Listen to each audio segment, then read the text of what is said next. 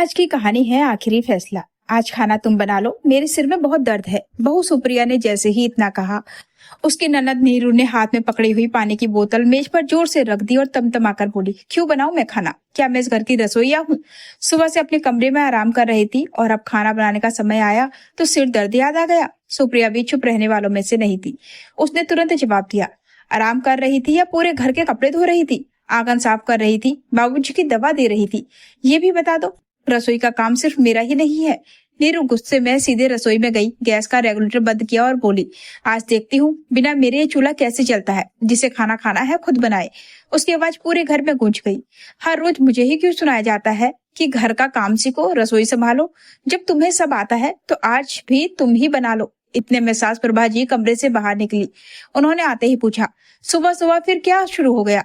नीरू ने बिना एक पल गवाए कहा, माँ, आपकी बहू मुझे नौकरानी समझती है। जब मन हुआ बुला लिया, जब मन हुआ डांट दिया। आज मैंने भी साफ कह दिया कि मैं किसी के इशारे पर नहीं चलूंगी।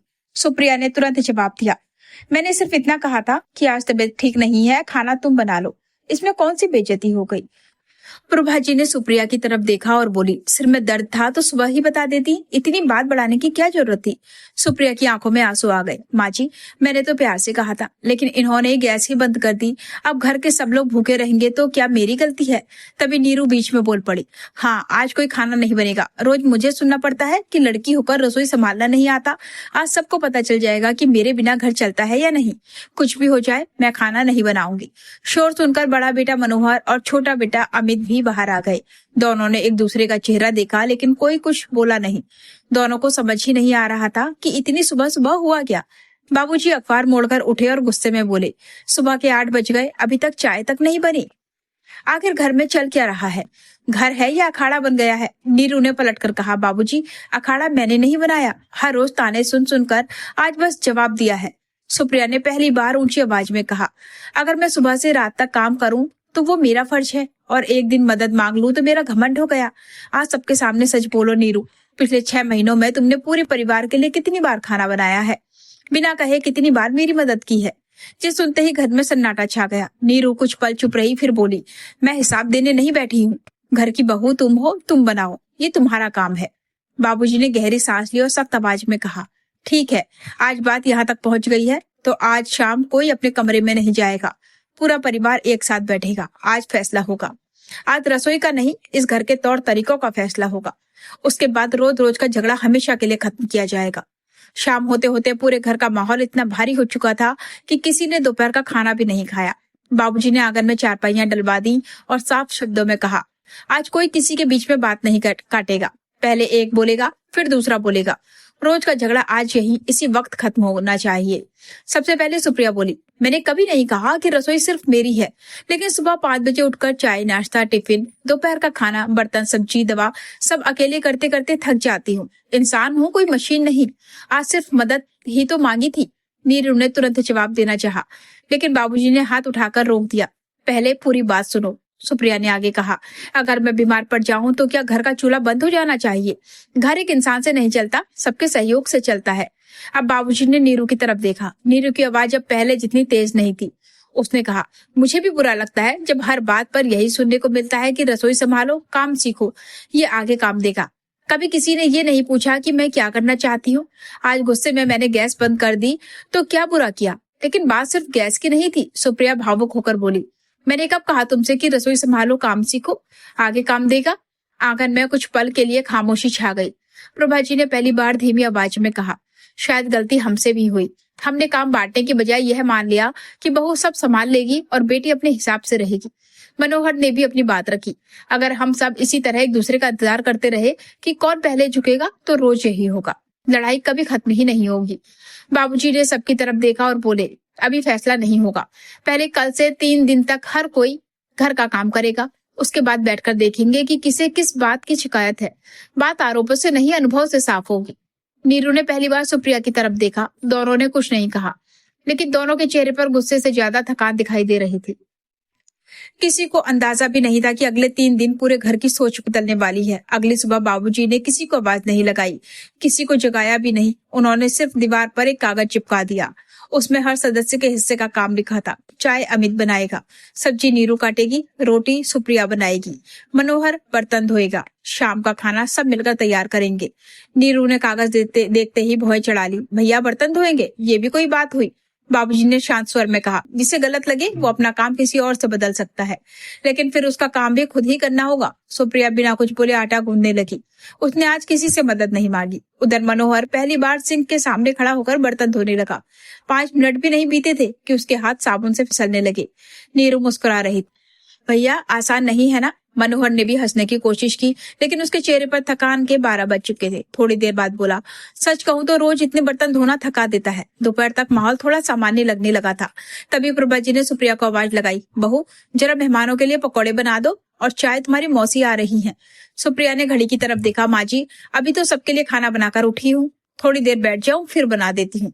इतना सुनते ही नीरू फिर बोल पड़ी, देखा मम्मी, मैंने पहले ही कहा था, काम करने का मन हो तो ठीक, नहीं तो थकान शुरू। अभी खाना भी हम सबने मिलकर बनाया है, वो अकेले नहीं बनाई है। इस बार सुप्रिया ने गुस्सा नहीं किया। उसने सीधे कहा, ठीक है पकौड़ी मैं बना देती हूँ, लेकिन पहले तुम गैस पर कढ़ाई चढ़ा दो और बेसन घोल दो। 5 मिनट में काम आधा हो जाएगा। नीरू वहीं खड़ी रही। उसने ना कढ़ाई उठाई ना बेसन घोला। पूरे आंगन में सन्नाटा फैल गया। बाबूजी सब देख रहे थे, लेकिन कुछ बोले नहीं। तभी बाहर से 2 रिश्तेदार आ गए। प्रभा जी घबरा गई। चाय भी नहीं बनी थी, पकौड़े भी नहीं, और मेहमान बैठक में बैठ चुके थे। अब सबकी नजर नीरू पर थी, क्योंकि सुबह से वही कह रही थी कि रसोई का काम कोई मुश्किल नहीं होता। बाबूजी ने धीरे से कहा, नीरू अब मौका है, जाकर बना दो। नीरू आत्मविश्वास से रसोई में गई, लेकिन 10 मिनट बाद ही बाहर आकर बोली, भाभी जरा नमक कितना डालना है बता दो, और तेल भी बहुत गर्म हो गया है। सुप्रिया बिना ताना मारे उठी, उसके पास गई और चुपचाप कढ़ाई संभाल ली। उसने सिर्फ इतना कहा, काम किसी का छोटा नहीं होता नीरू, बस रोज करने वाला ही उसकी मुश्किल समझता है। आंगन में बैठे बाबूजी ने यह बात सुन ली। उन्होंने किसी से कुछ नहीं कहा, लेकिन उनके चेहरे से साफ दिख रहा था कि अब उन्हें समझ आ गया है कि असली समस्या रसोई नहीं, बल्कि एक दूसरे के काम की कदर ना करना है।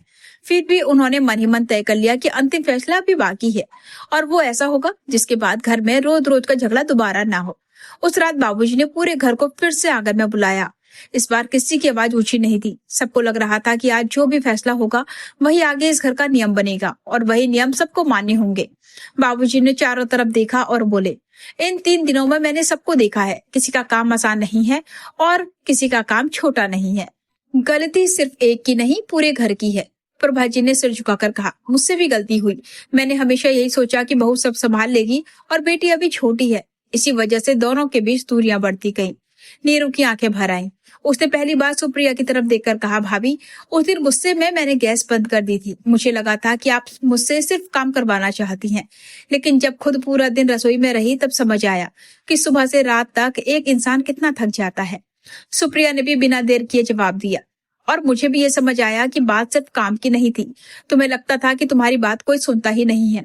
अगर हम पहले ही बैठकर बात कर लेते तो बात यहाँ तक नहीं पहुंचती। मनोहर ने मुस्कुराकर कहा, आज से घर का कोई भी काम सिर्फ एक इंसान की जिम्मेदारी नहीं होगा। जिस दिन जिसे समय मिलेगा वो हाथ बटाएगा। तभी बाबूजी उठे और रसोई की चाबी मेज पर रख दी। उन्होंने कहा, आज से इस घर में रसोई की कोई मालकिन नहीं होगी। ये पूरे परिवार की रसोई है और ये सबकी जिम्मेदारी है। हर रविवार काम पहले से बांटे जाएंगे, क्योंकि उस दिन दोनों बेटे भी छुट्टी पर होंगे।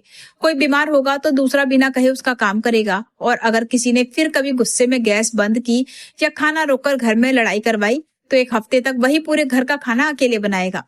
यही मेरा अंतिम फैसला है।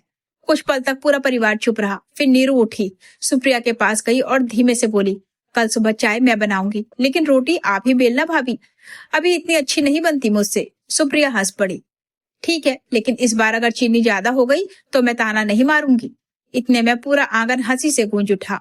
3 दिन से चल रहा झगड़ा खत्म हुआ और बंद पड़ा चूल्हा फिर से चला, लेकिन इस बार सिर्फ गैस ही नहीं जली थी, रिश्तों की गर्माहट भी लौट आई थी। बाद में मोहल्ले में लोग यही कहते थे कि उस घर का सबसे बड़ा फैसला रसोई का नहीं, बल्कि जिम्मेदारियों के बंटवारे का था। उसी दिन के बाद से वहां झगड़े कम और साथ बैठकर खाना खाने की आदत ज्यादा हो गई। घर किसी एक सदस्य के अकेले काम करने से नहीं, बल्कि पूरे परिवार के सहयोग और एक दूसरे के काम का सम्मान करने से चलता है। जिम्मेदारियां बांटने से काम का बोझ कम होता है और रिश्तों में मिठास बनी रहती है। दोस्तों, क्या आपके घर में भी काम और जिम्मेदारियां सब लोग आपस में बांटकर निभाते हैं? इस कहानी के फैसले पर आपकी क्या राय है? हमें कमेंट करके जरूर बताएं। दोस्तों, अगर ये कहानी आपके दिल को छू गई हो तो वीडियो को लाइक, शेयर और चैनल को सब्सक्राइब जरूर करें। अगर आपके पास भी कोई बेहतरीन कहानी का आइडिया है तो कमेंट में जरूर बताएं, ताकि हम अगली वीडियो उस पर बना सकें। मिलते हैं एक और बेहतरीन कहानी के साथ। तब तक मस्त रहें, खुश रहें और सुनते रहें इनकी हिंदी कहानियां।